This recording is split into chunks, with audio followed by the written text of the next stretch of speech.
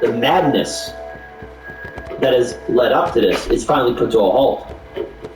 And unfortunately, the U.S. is intertwined with AIPAC. The U.S. is intertwined with a lot of lobby groups from Israel. And because the military-industrial complex likes forever war, we're stuck in this horrific spot. So it's up to the people. That's why there's so many protests happening. That's why so many people are calling out their politicians. That's why so many people are disappointed in Senator Bernie Sanders for being the nutless wonder that he is. You know, this wasn't on my bingo card, Andrew Tate versus Piers Morgan. But Andrew Tate is correct in his assessment. And it's horrific. I personally want to see people stop dying. I want to see it stop, but every day I get ready to do this show, and every day when I see my colleagues in independent media get ready to do their shows, what's been the frontline subject that we're all talking about? The continuous ongoing bombing in Gaza. The death toll is past 13,000. It has to stop. It must stop. If it doesn't, we're going to have this same conversation again and again and again. And if we truly do believe that we are each other's brothers and sisters, we must stand for one another and stop this violence before all is lost. With that being said, I want to thank you all so much for tuning in and joining Heartland Media. Goodness gracious, cretaceous. Good to see all of you here. Good to see all of you lovely, beautiful people here. Thank you, thank you, thank you, thank you, thank you for tuning in. We're not done yet, folks. My lovelies, my mornings, my sunshines. We still got more of an ongoing show to continue on with. So there you go, because it's forever ongoing. I got another story that's not in the show notes, but it's just as hilarious, and I promise. Look, folks, when I make a promise is a promise, okay? It's going to be great. Plus, we're going to talk about how Susan Sarandon is being canceled. How Melissa Berea is being canceled. Everybody's being canceled. Everybody's being canceled. You know what? I'm going to start canceling people. Sarah Brown, you're being canceled. Dan Burr, you're being canceled. Miguel H., you're canceled. Chicago Great One, canceled. Mastermind Hour, canceled. Movie night. Because tomorrow's Thanksgiving, there will not be a movie night. I'll make it up to you people. I promise. I promise. I promise. A promise is a promise. I promise. It's just, you know. Can't old Kit Kat have a day off too? No. What's with those guns? Hey everyone, yo, chill. Take it easy. Nizar G, you're canceled. Butterfan, you're canceled. Salty Digital Dive, god damn it, Kit, you're dropping the ball. Let me think about this, okay, folks? I might do maybe an early morning movie night, okay, for Thanksgiving. So tune in, maybe. I have to see. Let me see what's going on, okay? Let me see what I can do. And see, Missa Anonymous, welcome to the live stream show. I think it's first time here. And Juan Alba, promises are made to be broken.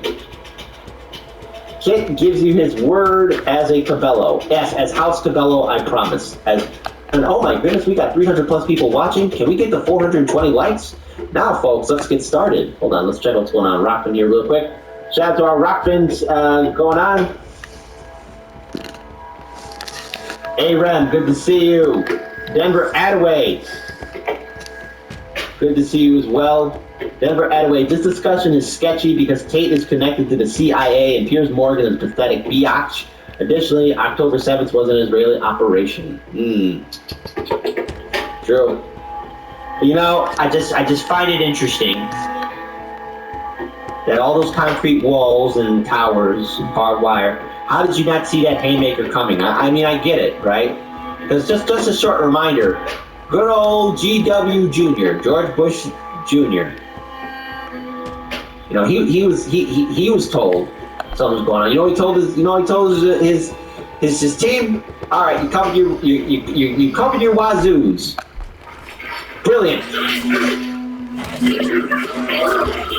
No, the government would never betray us. What? No, never. Shout out to our Rumble audience. Piers is another Joe Rogan playing both sides.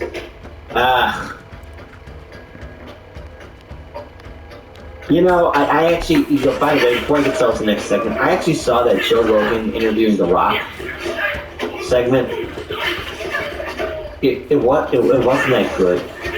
It was a very boring interview. I don't know if any of you saw it, but I did. I didn't like it. I didn't like it at all. I didn't like it at all. And hold on, Octolash.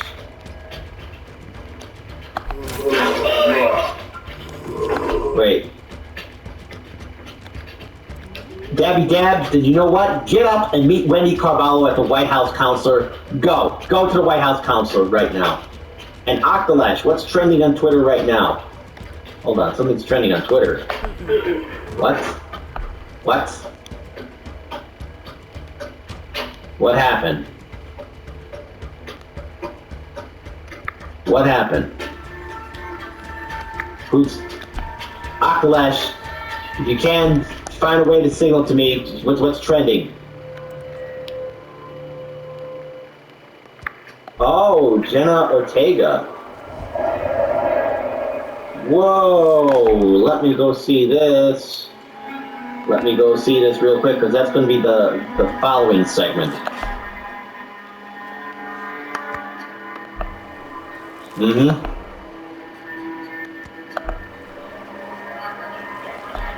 Whoa. Yo! Are you serious? That is pretty badass. I have to change the thumbnail now too. That is awesome. That is actually pretty awesome. That is actually pretty awesome.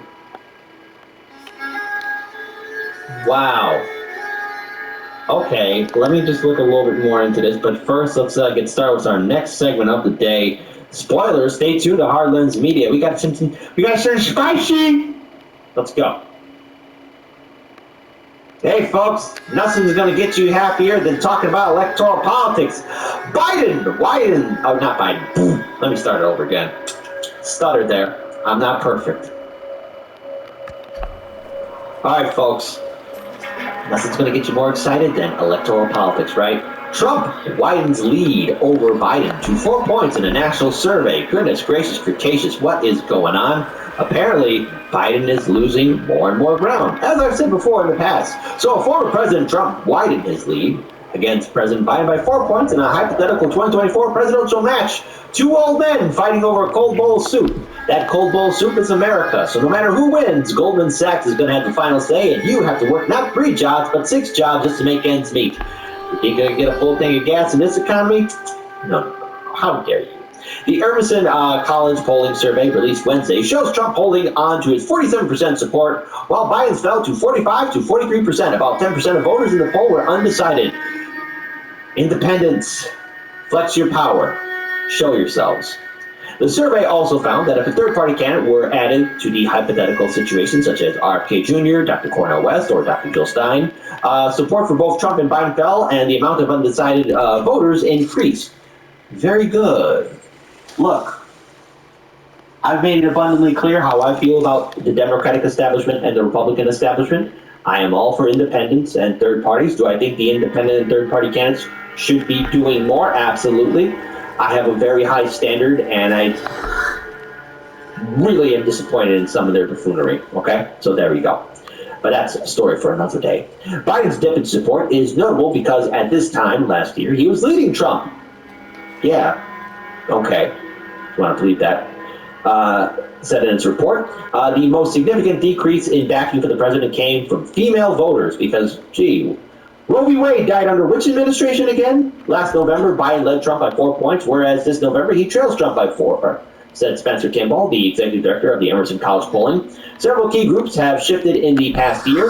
Biden led at this time last year among women in 7 points, which has been reduced to a point this year. Ladies, Girl boss all the way.